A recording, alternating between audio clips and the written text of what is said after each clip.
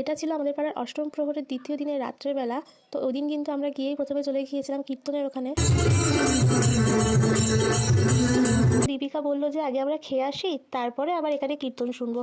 কিন্তু ওখানে তো ভীষণ পরিমাণে ভিড় ছিল, এর জন্য আমরা আবারও চলে আসলাম কীর্তনের এখানে। এসে তো দেখি সবাই এখানে নাচ করা শুরু করে দিয়েছে। তো ওখানে কিছুক্ষণ দাঁড়িয়ে থেকে আবারও চলে আসলাম খাওয়ার এখানে, কারণ তখন প্রায় 11টা বেজে গিয়েছে। এখানে আমি আর বিউটি দিয়ে হাসাহাসি করছিলাম একজনের শাড়ি দেখে, কারণ দীপিকা বলছে যে ইনি মনে হয় বিয়ে বাড়িতে যেতে যেতে কীর্তনে ঢুকে পড়েছে। এখন বাজে 11টা 17। আমরা এখন বসেছি খেতে। তো ছিল কিন্তু ফ্রাইড রাইস, আলুর দম, ডাল আর পায়েস। যেহেতু প্রায় 12টা বাজতে যায়, এর জন্য বেশিক্ষণ আর ওখানে না দাঁড়িয়ে থেকে চলে আসলাম বাড়িতে। তো এটা ছিল আমাদের পাড়ার অষ্টম প্রহরের দ্বিতীয় দিনের রাত্রের বেলা। তো ওই দিন কিন্তু আমরা গিয়েই প্রথমে চলে গিয়েছিলাম কীর্তনের ওখানে। দীপিকা বলল যে আগে আমরা খেয়ে আসি, তারপরে আবার এখানে কীর্তন শুনবো। কিন্তু ওখানে তো ভীষণ পরিমাণে ভিড় ছিল, এর জন্য আমরা আবারও চলে আসলাম কীর্তনের এখানে। এসে তো দেখি সবাই এখানে নাচ করা শুরু করে দিয়েছে। তো ওখানে কিছুক্ষণ দাঁড়িয়ে থেকে আবারও চলে আসলাম খাওয়ার এখানে, কারণ তখন প্রায় 11টা বেজে গিয়েছে।